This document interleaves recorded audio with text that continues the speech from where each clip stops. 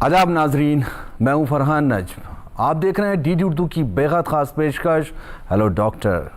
Hello doctor एक ऐसा मालूमाती programme है जिसमें हम आपको सेहत से ताल्लुक़ रखती हुई ज़्यादा से ज़्यादा जानकारी फराहम कराते हैं।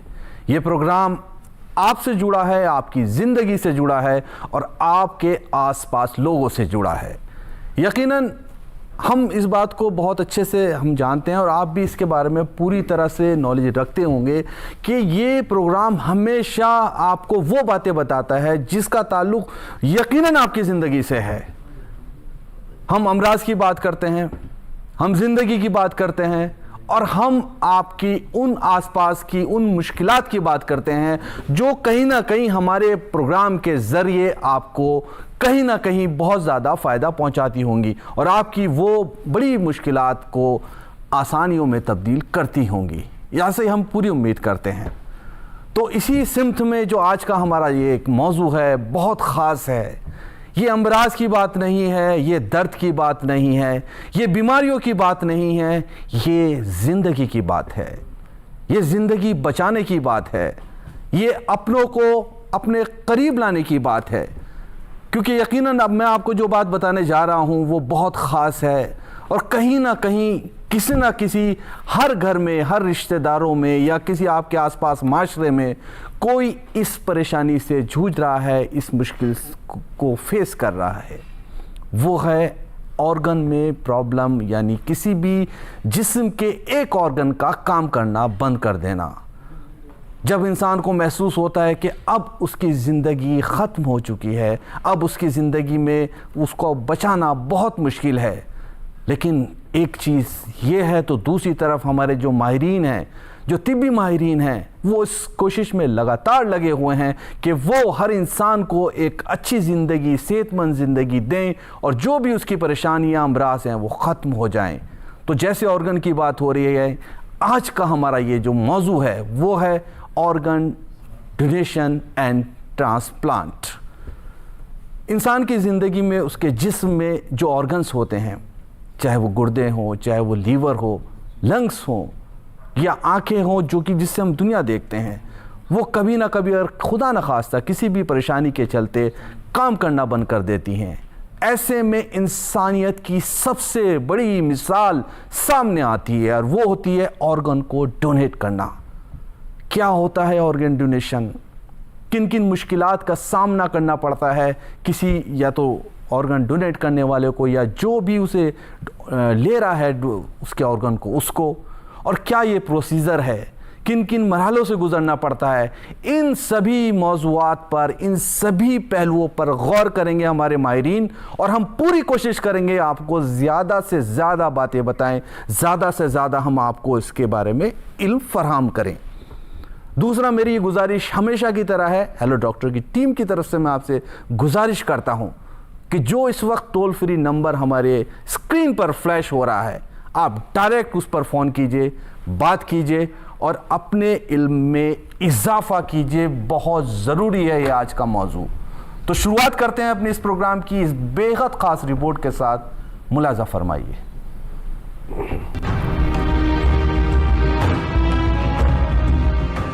आज़ाद या इंसानी हमदर्दी और जदीद तिब की एक अजीम नेमत है जो मौत के दहाने पर खड़े मरीजों को नई जिंदगी अता करती है।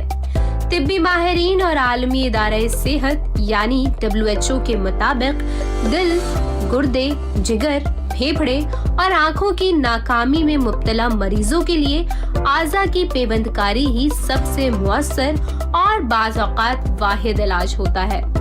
मेडिकल साइंस ये साबित कर चुकी है कि एक सेहतमंद इंसान अपनी जिंदगी में एक गुर्दा, जिगर का कुछ हिस्सा या बोन मैरो महफूज तरीके से अतिया कर सकता है, जबकि वफात के बाद एक फर्द के आज़ा 8 से ज़ायद अफराद की जान बचाने का जरिया बन सकते हैं। भारत और दुनिया भर में लाखों मरीज ट्रांसप्लांट के इंतजार में हैं, मगर आज़ा की कमी के बायस हर साल हजारों कीमती जानें जाया हो जाती हैं। डॉक्टरों के मुताबिक आज़ा अतिया का अमल मुकम्मल तौर पर साइंसी, कानूनी और महफूज तरीक़ेकार के तहत अंजाम दिया जाता है। अतिया देने वाले और वसूल करने वाले दोनों की सेहत का बारीक बीनी से मुआयना किया जाता है ताकि किसी किस्म का खतरा ना हो। ये भी एक तिब्बी हकीकत है कि आज़ा अतिया करने से जिस्म की साख्त या वकार मुतासिर नहीं होता।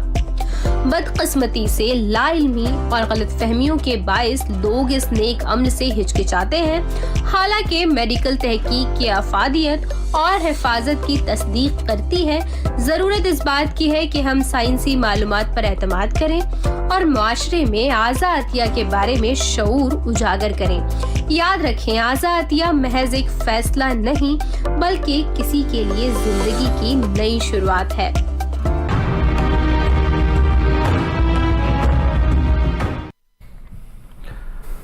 आज भी हमारे माशरे में ऐसे बहुत सारे लोग हैं जिनके किसी न किसी तरह ऑर्गन ख़राब हो चुके हैं और वो इस इंतज़ार में हैं कि कहीं से उनको ऑर्गन मिल जाए और उनकी ज़िंदगी बच जाए।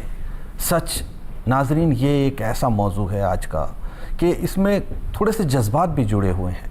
अगर किसी इंसान के साथ ये परेशानी सामने आती है, उसे लोग चाहते हैं किसी तरह उसकी ज़िंदगी बचाएं, लेकिन किसी ना किसी कुछ ऐसे मरहले होते हैं, कुछ प्रोसीजर्स होते हैं जिन प्रोसीजर के तहत वो ऑर्गन डोनेट किया जाता है। तो इसी के बारे में बारीकी से जानने के लिए क्या प्रोसीजर होता है, कौन कौन डोनेट कर सकता है, कौन से ऐसे प्रोसीजर हैं जिनसे गुजरना ही पड़ता है, चाहे वो ऑर्गन लेने वाला हो या देने वाला हो। तो शुरुआत करता हूँ इस प्रोग्राम की और सबसे पहले तारुफ कराता हूँ आपका हमारे माहिरीन से। हमारे साथ मौजूद हैं डॉक्टर आसूरी कृष्णा, जो कि प्रोफेसर हैं, हेड हैं, यूनिट हेड हैं department of surgery, all India institute AIIMS Delhi में। हमारे साथ मौजूद हैं डॉक्टर नितिन अग्रवाल, जो कि प्रोफेसर हैं transplant unit department of surgery, RML hospital Delhi में। और हम सभी जानते हैं कि सब लोग अपना अपना इस मामले में पूरी तरीके से रोल अदा कर रहे हैं।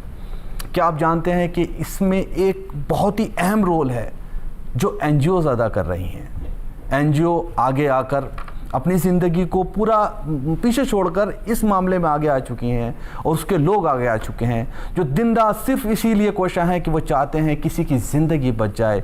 किसी इंसान के साथ अगर ऑर्गन की प्रॉब्लम है तो किसी भी तरह उसके सारे प्रोसीजर आसानी से हो जाएं और उसको हम ये ऑर्गन प्रोवाइड करा पाएँ। तो उसके बारे में हमारे आज के एक बहुत ही ख़ास एक्सपर्ट मौजूद हैं जिनका ताल्लुक़ NGO से है। वो हमें बताएंगे किस तरह से वो इसमें पूरा रोल अदा कर रहे हैं और बहुत लोगों की ज़िंदगी भी बचा रहे हैं। तो वो हैं हमारे साथ यहाँ पर डॉक्टर जैन। जैन साहब, आपका बहुत खैर मकदम प्रोग्राम में। तो शुरुआत करते हैं अपने प्रोग्राम की। यहाँ पर हम डॉक्टर कृष्णा आपके साथ ऑर्गन डोनेशन की बात की है, मैंने ट्रांसप्लांट की बात की है। सबसे पहले हमारे प्रोग्राम देखने वालों को बताइए कि ये क्या होता है, क्या इसका प्रोसीजर है और कैसे बहुत ही आसान लफ्ज़ों में हमारे प्रोग्राम देखने वाले इसको समझें। डॉक्टर कृष्णा। देखिए, ऑर्गन डोनेशन का मतलब अंगदान। ये अंगदान दो तरीके से हो सकता है। एक तो आपके जब आप जीवित रहते हैं और दूसरा आपके मृत्यु के बाद, माने ब्रेन डेथ होने के बाद। जो जीवित लोग जो अंग दान कर सकते हैं, जैसे आप लोग जानते हैं किडनी का दान करा जा सकता है, अपने लिवर का एक पार्ट दान करा जा सकता है, यहाँ तक कि बोन मैरो करा जा सकता है, और आजकल तो पैंक्रियास, पार्ट ऑफ पैंक्रियास और स्मॉल इंटेस्टाइन मानी छोटे आंतों का भी दान करा जा सकता है। बट मोस्ट इम्पॉर्टेंट जो है वो है ब्रेन डेथ के बाद। ब्रेन डेथ ऐसी चीज़ होती है जिसमें इंसान का ब्रेन काम करना बंद कर दिया, उसका हृदय चल रहा है, वेंटिलेटर से चल रहा है, बट ब्रेन अब काम नहीं कर रहा और उसके आगे ज़िंदगी होने के चांसेस बिल्कुल मिनिमल हैं। तो ऐसे में हम कहते हैं कि इस मरीज़ों के हम अंग निकाल के दूसरे मरीज़ों में लगा सकते हैं। ये जो ब्रेन डेथ मरीज़ होते हैं, इनके बहुत सारे अंग इस्तेमाल करे जा सकते हैं। किडनी हो सकता है, हार्ट हो सकता है, लंग, लिवर, माने कम से कम 16 से 18 और ऑलमोस्ट 18 से 20 लोग इससे एक नया जीवन प्राप्त कर सकते हैं। यही होता है ऑर्गन डोनेशन। जो ब्रेन डेथ होता है, जैसे कि यूजुअली अस्पताल में डिक्लेयर करे जाते हैं, उसकी एक टीम होती है, ब्रेन डेथ डिक्लेरेशन टीम, जो आइडेंटिफाई करती है ऐसे मरीजों को। उसके लीगल फॉर्मेलिटीज़ होते हैं जिन्हें कंप्लीट करा जाता है, फैमिली से कंसेंट लिया जाता है, उसके बाद वो ऑर्गन डोनेशन की प्रक्रिया शुरू करी जाती है। तो यही प्रोसेस होता है एक ऑर्गन डोनेशन का। प्रोसेस ये है जैसे कि डॉक्टर कृष्णा ने बताया है, इसको आपको फॉलो ही करना है। अगर खुदा न खास्ता किसी के भी साथ ये परेशानी है, उसके बाद वो जो ये तरीका है वो पूरा अमल में आता है और किसी की जान बचाई जा सकती है। अब मैं डॉक्टर अग्रवाल की तरफ यहाँ बढ़ूँगा। डॉक्टर अग्रवाल, हमारे प्रोग्राम देखने वालों को बताइए कि आज के इस दौर में अगर हम अपने मुल्क की बात करें तो ऑर्गन डोनेशन की कितनी ज़्यादा ज़रूरत बढ़ती जा रही है। दूसरा इसमें ये भी ऐड कीजिए कि हमारे माशरे में जो हमारी सोसाइटी है, यहाँ पर लोगों को इसमें अवेयर होने की क्यों बहुत ज़्यादा ज़रूरत है? ये बहुत मूल सवाल है। जैसे कि डॉक्टर कृष्णा ने बताया कि जो हमारे मेन ऑर्गन फेलियर हैं कि गुर्दे हो गए, किडनीज़, लिवर, इनकी संख्या बहुत ज़्यादा है और वो जायज़ है क्योंकि हमारी पॉपुलेशन की भी संख्या बहुत है। तो हमारे हर साल किडनी फेल होने के मरीज़ों की संख्या 1.5 से 2 लाख बढ़ जाती है और कितनों को डायलिसिस पे आना पड़ता है। हम किडनी सबसे कॉमन ऑर्गन फेलियर है जिसके लिए ट्रांसप्लांट या डायलिसिस बताया जाता है। डायलिसिस की संख्या भी देश में इतनी नहीं है कि सारे मरीज़ों का ध्यान रखा जाए और डायलिसिस भी एक ट्रीटमेंट नहीं है, वो सिर्फ सपोर्ट दे सकता है।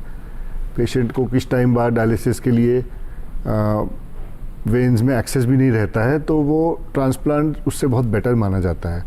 तो ऐसे मरीज़ बिना किसी इलाज के फिर मृत्यु हो जाती है उनकी।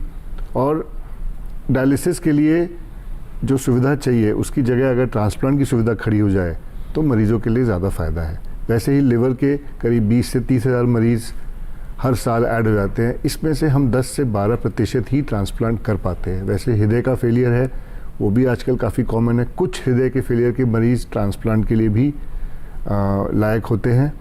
तो इतने नंबर्स के सामने जो हमारी एक्चुअल जो हम कर पा रहे हैं वो मैंने बताया 10 से 15% हम कर पा रहे हैं। मतलब कि साल में करीब हम 15 से 20 हज़ार किडनी ट्रांसप्लांट कर पा रहे हैं और 5,000 करीब लिवर ट्रांसप्लांट कर पा रहे हैं।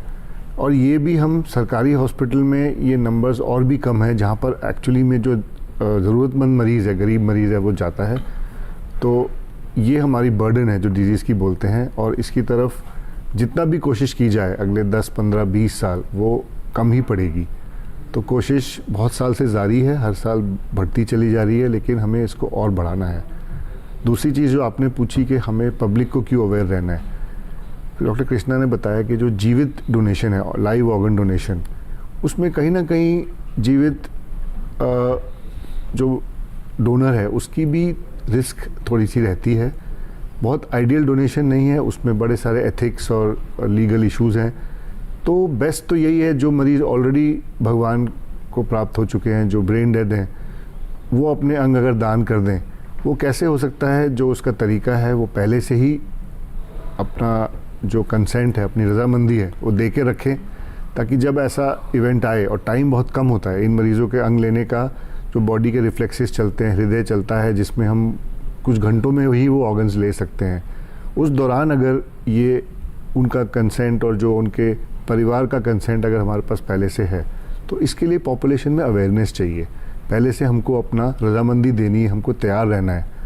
तो ये सारी चीज़ें, इसलिए आपका प्रोग्राम भी इस ज़रिए से बहुत इम्पॉर्टेंट है कि कितने लोग ये देखेंगे, समझेंगे कि आज से ही हमको ये अपने हमें प्रण लेना है, प्लेज लेना है कि हम अपने अंगदान करेंगे, क्योंकि भगवान कभी बता के नहीं बुलाते हैं। जब कभी ऐसा इवेंट आएगा तो समय बहुत कम होगा ये करने के लिए। तो इसे समझना चाहिए, जैसे कि यहाँ पर डॉक्टर अग्रवाल ने बताया है कि ये जो प्रोसीजर है इसको किस तरह से पूरा किया जाता है। देखिए, ज़िंदगी आप जी रहे हैं, जैसे कि डॉक्टर अग्रवाल ने बताया, ये सबकी ज़िंदगी है और अच्छी ज़िंदगी होनी चाहिए, सेहतमंद ज़िंदगी होनी चाहिए। लेकिन हर चीज़ फ़ानी है, एक दिन ख़त्म होनी है। लेकिन अगर आप इस दुनिया से जाएं और उसके बाद आप किसी की जान बचाएं, आपकी आंखों के ज़रिए कोई इस दुनिया को देखे, आपके दिल के ज़रिए किसी के दिल में धड़कन हो और आपकी जो मुख्तलिफ आपके ऑर्गन्स हैं उनके ज़रिए किसी की ज़िंदगी हो, ये बहुत अच्छी बात है। इसे हर किसी को सोचना चाहिए और समझना चाहिए, जैसे कि डॉक्टर अग्रवाल ने बताया। यहाँ पे मैं बात कर रहा था एनजीओ की, और एनजीओ का जो रोल है बहुत बड़ा रोल है। हर तरह से एनजीओ किसी ना किसी तरह से हमारे माशरे की जो परेशानियाँ हैं उनको लेकर आगे आती हैं और पूरी कोशिश करती हैं किसी तरह से हमारे इस सोसाइटी से वो परेशानियाँ ख़त्म हो। तो जैसा कि ऑर्गन की बात हो रही है, उसके डोनेशन की बात हो रही है, हमारे साथ यहाँ पर सुरेश साहब मौजूद हैं। जैन साहब, मैं बेहद खैर मकदम करता हूँ दोबारा से आपका प्रोग्राम में। आप किस तरह से काम कर रहे हैं, किस तरह से लोगों को अवेयर कर रहे हैं कि उनको अपने ऑर्गन को डोनेट करना चाहिए, चाहे वो किसी को ज़रूरत हो उस वक्त भी, और जब किसी की मौत हो जाती है उसके बाद अगर वो अपने डोनेट करेगा ऑर्गन, वो कैसे ज़िंदगी बचा सकेगा, ये भी थोड़ा सा बताइए। हम सोसाइटी के अंदर रहते हैं, पब्लिक के बीच में रहते हैं। हमारा पूरा ध्येय ये होता है कि हम ज़्यादा से ज़्यादा लोगों को ऑर्गन डोनेशन की अवेयरनेस दे सकें। हमारा मुख्य रूप से ब्रेन स्टेम डेथ के ऊपर लोगों को पूरी तरह से जागरूक करने का है। आई डोनेशन पब्लिक में पूरी तरह से हम कर चुके हैं।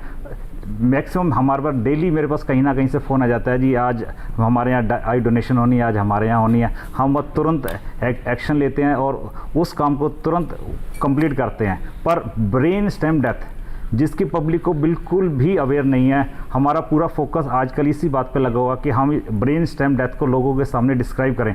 अभी हमने एक दोस्ती programme donate organ support the initiative स्कूलों के लिए तैयार किया है। डॉक्टर नरेश गोयल हमारे साथ इसमें हमें हर तरह से गाइड करते हैं। हम हर स्कूलों में जा रहे हैं, अभी तक हम कई स्कूल कर चुके हैं जिसमें प्राइवेट और सरकारी दोनों हैं। वहाँ हम जाके बच्चों को इस बारे में अवेयर करते हैं कि वो ब्रेन स्टेम डेथ का कंसेप्ट को समझें और वो जाके फिर परिवार में अपने परिवार से चर्चा करें, इस परिवार में इस बारे में डिस्कशन करें। जैसे वो बच्चे, हमारे मानना है कि जैसे वो बच्चे आज स्कूल में सुन रहे हैं, फिर आगे कॉलेज में सुनेंगे, फिर आगे सोसाइटी के अंदर आएंगे, तो वो कभी भी ऐसी स्थिति, ब्रेन स्टेम डेथ की स्थिति उन्हें हॉस्पिटल से पता लगेगी, अपने परिवार में या किसी को भी हो, तो वो तुरंत एक्शन लेने में, तुरंत डिसीजन लेने में पीछे नहीं हटेंगे। और वो जो आज हमारे पूरे देश के अंदर 1.5 लाख ब्रेन स्टेम डेथ होती हैं, जिसमें से 10 लाख लोगों की ज़िंदगी को बचाया जा सकता है। तो मैं समझता हूँ कि ब्रेन स्टेम डेथ जैसे जैसे बच्चों के समझ में आएगी, ऐसे वो धीरे धीरे करके पूरे समाज में, पूरे उसमें फैलेगी और एक इसका फ़ायदा पूरे समाज को मिलेगा। हम इसी के तहत साइकिल रैली का प्रोग्राम हो या फिर बैडमिंटन टूर्नामेंट हो, यूथ को इस बारे में पूरी तरह से अवेयर करते हैं, ताकि भाई आप ये मत सोचो कि ये एक बुजुर्गों का ही काम है। अगर आप खुद से भी इसमें जुड़ोगे तो इसका पूरी सोसाइटी को लाभ मिलेगा। सोसाइटी को इस फैज़याब होगी, इससे उन्हें बहुत पूरी तरीके से इस चीज़ का फ़ायदा मिलेगा। ये बहुत अच्छी बात आपने यहाँ पर बोली है। डॉक्टर कृष्णा, आपके पास वापस आता हूँ मैं। थोड़ा सा आप ये बताइए, जैसे कि डॉक्टर अग्रवाल ने बताया कि जब ट्रांसप्लांट की बात आती है तो लोगों के अंदर डर भी आता है, जो अपना डोनेट करना चाहते हैं, और वो पेचीदगियाँ भी हैं, प्रॉब्लम्स भी हैं, जैसे कि डॉक्टर अग्रवाल ने बताया। तो क्या ये कैसे इससे फेस करें, कैसे इससे उभरें और कैसे ये माशरे से प्रॉब्लम ख़त्म हो कि अगर कोई अपना ऑर्गन को डोनेट करना चाहता है ज़िंदगी में तो वो कर सकता है, उसमें क्या कोई परेशानी होती है या किस तरह से वो उसे डील कर सकता है? देखिए, आपने बहुत अच्छा सवाल पूछा। देखिए, जो लिविंग डोनेशन होता है, स्पेशली अगर हम किडनी की बात करें, क्योंकि सबसे कॉमन जो लिविंग डोनेशन भारतवर्ष में क्या दुनिया वर्ष में जो होता है वो किडनी डोनेशन है, क्योंकि इंसान एक किडनी पे अपनी जीवन बिता सकता है। तो जब आप अपनी एक किडनी दे देते हैं और अगर आपकी दूसरी किडनी भी वैसी काम करी जैसे आप जो किडनी आपने डोनेट करी है, तो आपके जीवन शैली में कोई उसका प्रभाव नहीं पड़ता। हाँ, ये ज़रूर देखा गया है कि अगर बहुत आगे जाके में भी 25 साल 30 साल बाद थोड़ा बहुत किडनी का फंक्शन डिटोरेट हो सकता है, लेकिन वो नॉर्मल है, एज के हिसाब से जैसे होती है हो सकती है। दूसरी बात है कि ये जो डोनेशन वाली सर्जरी है वो काफ़ी सेफ़ हो गई है। पहले तो ओपन सर्जरी करी जाती थी, अब किडनी का डोनेशन लैप्रोस्कोपी से करा जा रहा है, यहाँ तक अब रोबोटिक से भी करा जा रहा है। तो इसलिए जो डोनर जो अपनी किडनी डोनेट करें उनको कम से कम परेशानी हो रही है, कम से कम अस्पताल में रहना पड़ रहा है। बट एक चीज़ हम याद रखनी चाहिए कि चाहे कुछ भी हो, जब एक एक लिविंग डोनर अपना अंगदान कर रहा है, वो अपने आप को एक रिस्क पे डाल रहा है। वो रिस्क मिनिमल है, ना के बराबर है, बट फिर भी एक ब्रेन डेथ के कंपैरिजन में वो रिस्क ज़्यादा है। दुनिया वर्ष का हम देखें, हर जगह 80% जो डोनेशन होता है वो ब्रेन डेथ डोनेशन होता है, बट इंडिया में 80% जो डोनेशन होता है वो लिविंग डोनेशन होता है। ये इसलिए कि क्योंकि हमारे अंदर बहुत रेजिस्टेंट है अपना ऑर्गन डोनेट करना डेथ के बाद। वेराज जो बाहर वाले जो वेस्टर्न कंट्रीज में होते हैं, अमेरिका ले लीजिए, यूके ले लीजिए, वहाँ हर एक आदमी एक ऑर्गन डोनर है जब तक कि वो ऑप्ट आउट नहीं करता। हमारे यहाँ हमको कहना पड़ता है कि ठीक मैं अपना अंगदान करना चाहता हूँ, वहाँ हर एक आदमी एक अपना अंग देने के लिए तैयार है अंटिल वो ऑप्ट आउट करता है। तो यही जो हमारा विचारधारा है इसको बदलने की ज़रूरत है। लिविंग डोनेशन सेफ है, बट अगर ब्रेन डेड डोनेशन से आए उससे हमारे नंबर भी बढ़ेंगे और ज़्यादा से ज़्यादा मरीजों को फ़ायदा होगा। मरीजों को फ़ायदा होगा और लोगों को ज़िंदगी मिलेगी, इस बारे में पूरी तरीके से समझना चाहिए। और जो भी लोग इसमें आगे आना चाहें उन्हें आगे आना ही चाहिए और इस प्रॉब्लम को अपने माशरे से हमेशा के लिए ख़त्म करना चाहिए। अब डॉक्टर अकबाल आपके पास आऊँगा मैं। अभी आपने बताया कि कुछ टिश्यूज़ की बात की, कुछ ऑर्गन उसकी बात की, तो अगर कोई टिश्यूज़ अपने डोनेट करता है या ऑर्गन डोनेट करता है तो उसमें क्या फ़र्क है? और हमारे माशरे से ये जो ट्रांसप्लांट की प्रॉब्लम आपने बताई कि सिर्फ 15% ही ट्रांसप्लांट हो पाते हैं, इससे कैसे उभरा जाए? आप भी अपनी इसमें राय पेश कीजिए। क्या कहना चाहेंगे प्रोग्राम देखने वालों को, कैसे इस चीज़ को अपने माइंड बनाए कि किसी की ज़िंदगी बचाने में अगर वो आगे आते हैं, चाहे वो ज़िंदगी में या ब्रेन डेड में जैसे भी, तो वो कैसे ज़्यादा ज़रूरी है, इसके बारे में थोड़ा सा बताइए। देखिए, जो दो तरह के डोनेशन है दोनों के अलग अलग स्ट्रैटेजी है, अलग अलग प्लान है। जो लिविंग डोनेशन है वो बहुत आसान है पब्लिक के लिए समझना, क्योंकि जो नियम बनाए हैं, जो कानून बनाए हैं सरकार ने पिछले 20 सालों में, तो वो किसी भी तरह की इसमें ह्यूमन एक्सप्लॉयटेशन ना हो, क्योंकि ये बहुत बड़ा एथिक्स का मामला है जी, कानून का मामला है। तो ये बड़े स्ट्रॉन्ग अब कानून बन गए हैं, उनकी पनिशमेंट भी बहुत है, उसमें बड़े नियम लिखे गए हैं जी। तो लिविंग डोनेशन और डिसीज डोनेशन या कैडेवर डोनेशन जिसको कहते हैं, दोनों के बड़े रूल्स हैं। लिविंग डोनेशन में तो पब्लिक के लिए समझना बहुत आसान है, क्योंकि ज़्यादातर वो परिवार के लिए है जो भी ब्लड रिलेटिव हैं जी, मदर, सिस्टर, फादर, क्योंकि वो ब्लड ग्रुप भी उनका मैच कर सकता है और बाकी भी जो साइंटिफिक जो मैचिंग है उनकी ज़्यादा होती है परिवार के अंदर। तो अपने परिवार के लिए तो आदमी अंग तो क्या जीवन भी देने को तैयार है, तो वो समझना इतना मुश्किल नहीं है। और उसके लिए तो हमारे देश में वैसे भी फैमिली कल्चर इतना स्ट्रॉन्ग है कि लिविंग डोनेशन में बहुत ज़्यादा हमें इंसिस्ट नहीं करना पड़ता है, लोग मान जाते हैं और लोग अपने आप से ही आगे आते हैं जी। ऐसी भी माताएं होती हैं जिनकी किसी एक किडनी में प्रॉब्लम है, तो वो अपने हाथ जोड़ के बोलेंगी हमारी दोनों किडनी ले लीजिए, हम ऐसे भी केस देखते हैं। अच्छा, तो वो इमोशंस की बात जहाँ है वहाँ लिविंग डोनेशन में इतनी प्रॉब्लम नहीं है। लिवर डोनेशन में 65% लिवर का हिस्सा दिया जाता है रेसिपिएंट को, क्योंकि लिवर थोड़ा सा ग्रो भी कर जाता है। तो 65% लिवर काफ़ी रिस्की ऑपरेशन है लिवर डोनर का लिविंग डोनेशन में, लेकिन वो भी लोग तैयार हैं क्योंकि वो अपने फैमिली मेम्बर के लिए या अपने किसी क्लोज के लिए है, तो उसकी रिस्क लोग समझते हैं, तैयार हो जाते हैं लेने के लिए। जो कैडेवर डोनेशन है वो एक पूरी सोसाइटी का, देश का, एक डेवलपमेंट का जो विचारधारा डॉक्टर कृष्णा ने बताया उसकी एक इंडेक्स है कि कितना हम अपने समाज के लिए सोचते हैं, कितना हम अपने आसपास अपने पड़ोसी के लिए सोचते हैं। तो वो और एक तरह भगवान के प्रति, अल्लाह के प्रति भी एक तरह की सेवा है कि जब हम नहीं रहे तो हमारी शरीर जो भगवान ने ही दिया है वो किसी के काम आए। तो ये उस सेवा भाव से अगर देखा जाए तो हमारे जो इतनी प्राचीन हमारी परंपराएं रही हैं, सभ्यता रही है, उसमें ये कहीं ना कहीं लोगों को ज़रूर समझ में आएगा। बट हाँ, उसमें जैन साहब ने बताया कि उसमें अवेयरनेस क्रिएट करनी है।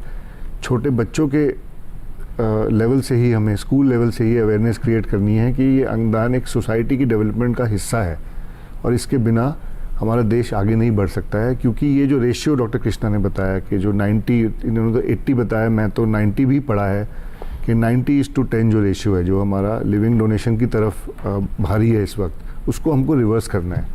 कुछ देश हैं जैसे कि स्पेन है, इन्होंने यूके और अमेरिका का एग्जाम्पल लिया, मैं स्पेन का उदाहरण देता हूँ जो दुनिया में ना बिल्कुल एग्जाम्पल है, उदाहरण है सबके लिए, जहाँ पर मतलब 2% से भी कम लिविंग डोनेशन होते हैं। वो उनके सारे ऑर्गन के नीड्स उनके ब्रेन डेड पेशेंट से पूरे होते हैं। वहाँ पर उनके टूरिस्ट प्लेसेस में भी जो नर्सिंग होम बने हुए हैं वहाँ भी ब्रेन डेड पेशेंट में से ऑर्गन निकालने का पहले से बंदोबस्त होता है, तैयारी होती है। उनके पॉपुलेशन का हर एक व्यक्ति अपना डोनर कार्ड रेडी रखता है और उस लेवल पे हमको पहुंचना है जहां हम एक दूसरे देशवासी के साथ खड़े हो।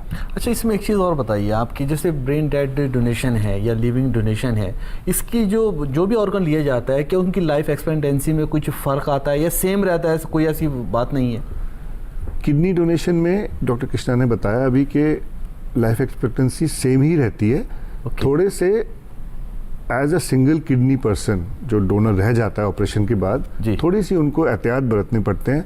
वो एहतियात या प्रिकॉशन किसी आम आदमी से अलग नहीं है। थोड़े से हाँ उनके लिए ज़्यादा वो हैं। थोड़ा सा उसके बारे में बताइए, क्योंकि इस वक्त प्रोग्राम देखने वाले किडनी अवेयर हो पाएंगे उसके लिए। किडनी के जो किडनी को ख़राब करने वाले जो बीमारियां हैं, जो पदार्थ हैं, वो कॉमन तौर पे ब्लड प्रेशर है, और जो बिना प्रिस्क्रिप्शन के या अपने आप से ली गई दर्द की दवाइयाँ अगर बिना प्रिस्क्रिप्शन के और बिना प्रॉपर डोजेज की ली जाएं तो कुछ किडनी पे असर कर सकती हैं। नमक ज़्यादा लेना और डायबिटीज़ को कंट्रोल करना। डायबिटीज़ के लोगों की किडनी आमतौर पे नहीं ली जाती है, आमतौर पे बहुत ही रेयर सिचुएशन में ली जाती है, क्योंकि उनकी किडनी में थोड़ा सा डैमेज आना शुरू हो जाता है। लेकिन ब्लड प्रेशर के लोगों की किडनी ले सकते हैं। तो उनको प्रिकॉशन एहतियात अपनी ज़िंदगी में थोड़ा सा ज़्यादा ध्यान देना है। बिना प्रिस्क्रिप्शन के कोई डॉक्टर के टच में रहना भी ज़रूरी है। डॉक्टर के टच में क्या कहना चाहेंगे इस बारे में? रेगुलर हेल्थ चेकअप रहना चाहिए उनका साल में या कैसे? और बिना प्रिस्क्रिप्शन के हमारे कंट्री में थोड़े लोगों की आदत भी है, थोड़ा सा माहौल भी ऐसा है, डॉक्टर्स की अवेलेबिलिटी, हॉस्पिटल्स की रीच, तो लोग जो है ना अनक्वालिफाइड लोगों से इलाज लेते हैं, दवाइयाँ लेते हैं, जो बहुत ज़्यादा खतरनाक है, जो इससे बचना चाहिए और समझना चाहिए। ऐसे मरीजों के लिए खासकर थोड़ा सा कोई भी अगर आप अपना इलाज कराना चाहते हैं तो क्वालिफाइड डॉक्टर के पास जाइए। ये हेल्थ डॉक्टर के हर प्रोग्राम में हमारी तरफ से आपसे गुजारिश रहती है। और आज जैसे कि ऑर्गन ट्रांसप्लांट की बात हो रही है, तो ये तो बहुत ही सीरियस मैटर है। इसमें तो किसी भी तरह से कोई भी हम कमी नहीं छोड़ेंगे, और आपको भी समझना चाहिए कि कोई भी ऐसी गलती ना करें जो आपको जो माहिरीन तिब मना करते हैं और आप फिर भी उन्हें दोहराते हैं। इनसे बचना चाहिए। यहाँ पर जैन साहब आपके पास आऊँगा मैं। अभी प्रोग्राम शुरू होने से पहले आप जिक्र कर रहे थे कि जो रिलीजियस गैदरिंग है, रिलीजन में गैदरिंग होती है, आप वहाँ जाकर भी लोगों को बताते हैं कि ये कितना ज़्यादा ज़रूरी है, कैसे इसमें आगे हैं। तो कैसे आपको इस चीज़ की शुरुआत हुई, कैसे आप इसमें जा रहे हैं, और क्या आपके एक्सपीरियंस जो आपको एक्सपीरियंस हो रहा है वो किस तरह से अपना अनुभव बताना चाहेंगे? हम जैसे स्थानकों में जाते थे, हमारे गुरुजी पूरी पब्लिक के आगे आई डोनेशन, ऑर्गन डोनेशन के बारे में लोगों को अवेयर करते थे, और पब्लिक अवेयर भी होती थी। पर फिर क्या होता था कि मान लो किसी के यहाँ डेथ हो गई और उसने आई डोनेशन करवानी है, अब वो गुरुजी के पास आता था, महाराज साहब हमारे परिवार में ऐसा हो गया। पर उस टाइम फिर गुरुजी के पास तो उनकी तो एक सारी लिमिटेशन है, वो उतना ही कर सकते ना जो स्थानक के अंदर हो, स्थानक से बाहर तो वो नहीं जा सकते, उनकी एक लिमिटेशन है। तो उस समस्या को देखते हुए हम फिर आगे आए। हमने एक संस्था बनाई, आगम शरीफ फाउंडेशन, ताकि हम जो वो समस्या फेस कर रहे हैं हमारा साहब पब्लिक के आगे, और पब्लिक जो फेस कर रही है कि हम कहाँ जाएं, तो उसका एक गैप को भरने के लिए हम बीच में आए कि आगम शरीफ फाउंडेशन ने इस चीज़ को शुरू किया, ताकि ये जो समस्या है कि आई डोनेशन, स्किन डोनेशन या ऑर्गन डोनेशन की, उस समस्या का हम एक समाधान लेके आए कि एक ब्रिज का काम हमने उसमें किया। उसके बीच में हम आए कि हम इस चीज़ को हम आगे फॉलो करेंगे, और किसी को कोई भी दिक्कत होगी तो तुरंत हम 24 घंटे इस चीज़ को हम वो बताएंगे। और मैं स्पेशली एक बात बताता हूँ, मैं डॉक्टर साहब की इधर बात सुन रहा था, एक अभी गवर्नमेंट ने ना एक स्वैब डोनेशन भी शुरू किया। स्वैब मतलब है कि अगर एक की किडनी परिवार की एक के साथ नहीं मैच हो रही, तो वो गवर्नमेंट के साथ, वो दूसरे पेशेंट के साथ अगर उसकी मैच हो रही है, तो वो भी आज नोटो ने उसको ऑथराइज कर दिया है कि अगर आपके परिवार से आपको किडनी नहीं मिल रही, तो अगर आप अपनी किडनी दूसरे परिवार में दे दो, दूसरे की किडनी आपके परिवार में मिल जाए। इसको गवर्नमेंट ने एक स्वैब डोनेशन का नाम दिया है कि ये भी एक अब शुरू हो गई है, ताकि लोगों को दिक्कत ना आए। और ऐसे भी शुरू हुआ है कि किडनी के बदले आपको लीवर मिल जाए, लीवर के बदले किडनी, ये भी एक स्वैब डोनेशन में शुरू हुआ है। ये गवर्नमेंट की तरफ से किया गया है। तो ये गवर्नमेंट की तरफ से एक सहूलियत दी गई है। किसी के साथ कोई प्रॉब्लम है, अगर उसकी किडनी या उसका ऑर्गन मैच नहीं कर रहा है, तो स्वैप भी कर सकता है, दूसरे जो उसके आसपास के लोग हैं उनसे इसमें किडनी बदल सकता है। तो ये बहुत ही ख़ास जानकारी है जो जैसे कि जैन साहब ने दी है, इसे बहुत गौर से समझना चाहिए। और खुदा न खास्ता कोई अगर आपकी ज़िंदगी में इस तरह की परेशानी दुश्वारी है तो उसको ख़त्म करना चाहिए और इस मरहले से गुजर के पूरी तरह सेहतयाब हो जाना चाहिए। अब एक बात करना, मैं डॉक्टर कृष्णा के पास आऊँगा। डॉक्टर कृष्णा से मैं जानना चाहूँगा कि जो किडनी होती है, लीवर होता है, आई कोर्निया की डोनेशन होता है, तो इसका प्रोसेस क्या है? प्रोसेस पे आते हैं, किस तरह से इसको किया जाता है, कितने दिन लगते हैं, और कैसे फिर इसको फॉलोअप की भी बात करेंगे हम, जैसे कि डॉक्टर अग्रवाल ने बताया, तो उसके बारे में भी यहाँ जिक्र करेंगे। क्या कहना चाहेंगे इस बारे में? चलिए मैं आपको बताता हूँ कि एम्स में एम्स नई दिल्ली में इसका प्रोसेस क्या होता है। बिल्कुल सही, एम्स के बारे में बताइए। बिल्कुल, जैसे कि अगर कोई पेशेंट आता है जिसका किडनी फेलियर है, तो पहले वो डिपार्टमेंट ऑफ नेफ्रोलॉजी में जाता है, तो वो प्राइमरी डिपार्टमेंट होता है जो सारा उनका वर्कअप करता है। फर्स्ट थिंग है कि पहले तो देखा जाता है कि इस पेशेंट को ट्रांसप्लांट की ज़रूरत है कि नहीं जी। उसके बाद आइडेंटिफाई करा जाता है। कैसे आप, मतलब ये क्या थोड़ा सा ये बताइए, क्यों ऐसा करना पड़ता है आपको कि इस पेशेंट को ट्रांसप्लांट की ज़रूरत है या नहीं? देखिए, बहुत सारे किडनी फेलियर दो तरीके के होते हैं। एक होता है क्रॉनिक किडनी डिजीज होता है, एक होता है अक्यूट डिजीज। जो अक्यूट रीनल फेलियर होता है वो यूजुअली रिकवर कर जाता है, बट जो क्रॉनिक किडनी डिजीज, स्पेशली हम जो कहते हैं स्टेज 5, जहां आपकी किडनी 5% तक काम कर रही है, उसमें कहते हैं ट्रांसप्लांट की जरूरत होती है। हो सकता है उस पेशेंट को अभी डायलिसिस की जरूरत नहीं हो, आगे जाके डायलिसिस की जरूरत पड़ी है, लेकिन ट्रांसप्लांट हमेशा डायलिसिस से एक बेटर ऑल्टरनेटिव होता है जी। तो पहले आपने आइडेंटिफाई करा कि इसको ट्रांसप्लांट की जरूरत है। अब दूसरा आइडेंटिफाई करना है कि ये पेशेंट सर्जरी के लिए फिट है कि नहीं, उसके पास कोई ऐसी बीमारी तो नहीं है जो ट्रांसप्लांट के लिए कॉन्ट्राइंडिकेट करता है, जैसे उसको कोई कैंसर तो नहीं है, कोई ऐसी हार्ट की बीमारी तो नहीं है जिससे वो सर्जरी झेल ना पाए। अगर ऐसी चीज़ें नहीं है तो ठीक है कि अब ये मरीज को हम ट्रांसप्लांट के लिए कर सकते हैं। अब नेक्स्ट स्टेप होता है कि हमको आइडेंटिफाई करना कि डोनर किडनी कौन देगा। अब किडनी, जैसे मैंने आपको बताया, दो तरीके से आ सकता है, या तो एक लिविंग दे सकता है, माने एक जिंदा आदमी, या तो एक ब्रेन डेथ से आ सकता है। अब जिंदा आदमी जो अभी इंडिया के जो रूल्स है, एक जैसे डॉक्टर अग्रवाल ने भी आपको बताया कि सिर्फ ब्लड रिलेटिव डोनेट कर सकता है, मदर फादर, भाई बहन, बेटा बेटी या वाइफ आपका ब्लड रिलेटिव तो नहीं है, बट स्टिल लीगली रिलेटेड कहा जाता है। एक बार आपका ये डोनर आइडेंटिफाई, फिर डोनर का वर्कअप किया जाता है, फिर आपका देखा जाता है कि मैचिंग हो रही है कि नहीं, आपका ब्लड ग्रुप मैच कर रहा है नहीं, बाकी और पैरामीटर्स है वो मैच कर रहे हैं कि नहीं। उसके बाद डोनर का देखा जाता है कि उसकी किडनी का कौन सी किडनी लेंगे, राइट लेंगे कि लेफ्ट लेंगे, कौन सी एनाटॉमी बेटर है जी। जब मैचिंग के बारे में आता है, अब हम लोग और ज़्यादा एडवांस कर गए हैं जी। अब ब्लड ग्रुप की मैचिंग की भी ज़रूरत नहीं है, अब अलग अलग ब्लड ग्रुप के बीच में भी आप किडनी ट्रांसप्लांट कर सकते हैं। ऐसी दवाइयाँ आ गई हैं कि करके हम आगे ट्रांसप्लांट करा जा सकता है। हालांकि उनमें कॉम्प्लिकेशन और थोड़ा ये फॉलोअप ये सब ज़्यादा होता है, बट ये पॉसिबल है आज के दिन में। दूसरा है स्वैप ट्रांसप्लांट, जो जैन साहब ने आपको ऑलरेडी बता दिया है।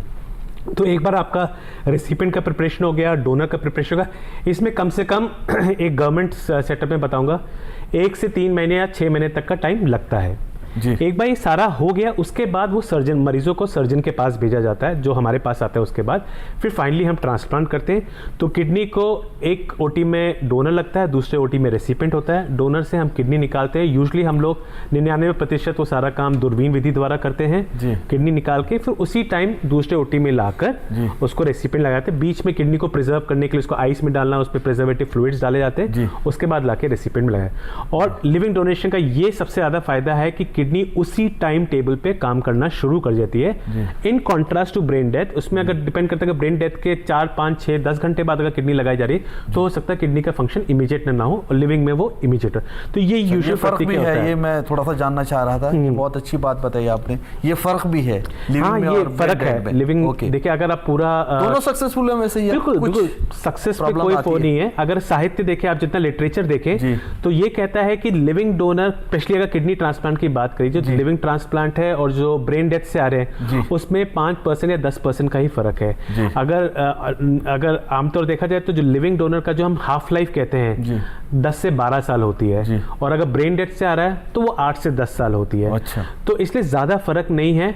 बट ये है कि एक लिविंग डोनर से जब किडनी लेते हैं तो एक और इंसान को आप मरीज बना रहे हैं, उसके लाइफ पे भी कम रिस्क है, बट हाँ थोड़ा रिस्क है। बट ब्रेन डोनेट में तो पेशेंट तो ऑलरेडी जा रहा है, उससे आपने किडनी लिए तो आप कोई एक और बंदे को रिस्क नहीं दे रहे, किसी एक को जिंदगी दे रहे। इसीलिए हमारा ज़्यादा इम्पेटस है कि हम ज़्यादा से ज़्यादा लोगों को ये कहे कि ब्रेन डेथ डोनेशन करना ज़्यादा इंपॉर्टेंट है। आपने रेसिपिएंट के लिए यहाँ पर बोला कि 10 से 8-12 साल तक का मामला रहता है, तो उसके बाद किस किस तरह की परेशानियाँ हो जाती हैं शुरू, और उन्हें कैसे क्या करना चाहिए? तो बहुत सिचुएशन बहुत ही क्रिटिकल भी कह सकते हैं ऐसे, या एक तरह से मेडिकल कंडीशन भी कह सकते हैं, तो वहाँ पर जो रेसिपेंट है उसको क्या करना चाहिए, किन किन चीज़ों का ध्यान रखना चाहिए और कैसे ज़िंदगी सेव करे वो अपनी? ये बड़ा अहम सवाल है, इसको थोड़ा सा बताइए, वक्त की भी कमी है। हाँ। थोड़ा शॉर्ट में बताइए। ठीक है, तो बेसिकली एक बार आपके पास किडनी लग गई है तो ये मैंने बताया कि ये हाफ लाइफ है, माने किडनी 8 से लेके 20 साल पर, हमारे तो ऐसे मरीज भी हैं जो 20 साल 25 साल भी एक किडनी के ट्रांसप्लांट के बाद चल रहे हैं जी। जैसे कि डॉक्टर अग्रवाल ने भी आपको बताया कि जब आपके पास एक किडनी है तो बहुत सारी एहतियात बरतनी पड़ती है। आपको पानी ढंग से पीना है, ओके। आपको कोशिश करना है कि डिहाइड्रेशन ना हो, ठीक है। कोई भी ऐसी दवाई ना ले बिना डॉक्टर के प्रिस्क्रिप्शन के जो आपकी किडनी को अफेक्ट करती है, स्पेशली जैसे कि इन्होंने बताया कि पेन किलर्स। जिस्मानी सरगर्मियों में कैसे, मतलब फिजिकल एक्टिविटीज में? फिजिकल एक्टिविटीज भी रेस्ट्रिक्टेड, बट अब कोई फिजिकल एक्टिविटी में आप इन्वॉल्व हो रहे हैं तो पानी पीना बहुत जरूरी है। ओके। दूसरा है कि ये मरीज इम्यूनोसप्रेशन पे होते हैं, ऐसी दवाएं दी जा रही है जिससे इनकी इम्यूनिटी दबाई जा रही है, ओके। तो इन्फेक्शन के चांसेस ज्यादा होते हैं। तो हम ओके। यूजुअली कहते हैं कि ये क्राउडेड प्लेस या कोई बंदा अगर जिसको जुकाम खांसी है तो उनसे थोड़ा दूर रहें। ये रेसिपेंट के लिए बात कर रहे हैं या डोनर के लिए? रेसिपेंट के लिए बता रहा हूँ, ओके। क्योंकि रेसिपेंट में ये दवाइयां चल रही होती है इम्यूनोसप्रेसिव, ओके। क्योंकि उसका इम्यूनिटी बंद करनी तभी तो वो किडनी वहां करेगी, नहीं तो हमारी बॉडी क्या है, दूसरी बाहर की किडनी लगाएंगे तो उसको तो एलियन की तरह आइडेंटिफाई करके रिजेक्ट करने की कोशिश करेगा ना जी। तो इसलिए ये दवाइयां चलती है। इन दवाइयों का ये साइड इफेक्ट होता है कि हम इन्फेक्शंस के लिए प्रोन हो जाते हैं। जी। देखिए, ये बहुत ही मेन बात बताई है यहाँ पर कि जो किडनी ले लेता है या किसी भी तरह का अपना ऑर्गन कोई लेता है तो उसको बहुत ध्यान रखना चाहिए। और ध्यान रखना क्या है, बहुत ही मोटी सी बात है, उससे जो भी उसके एक्सपर्ट हैं जिनको वो दिखा रहा है उनके टच में रहे और जो फॉलोअप के लिए वो कहते हैं उनको फॉलो ज़रूर करें। इसे बहुत ही अच्छे से समझने वाली बात है, कोई भी इसमें निगलेक्शन की ज़रूरत नहीं है और गुंजाइश भी नहीं है। वक्त की थोड़ी सी कमी है, मैं छोटे छोटे सवाल आपसे यहाँ पर लेना चाहूँगा।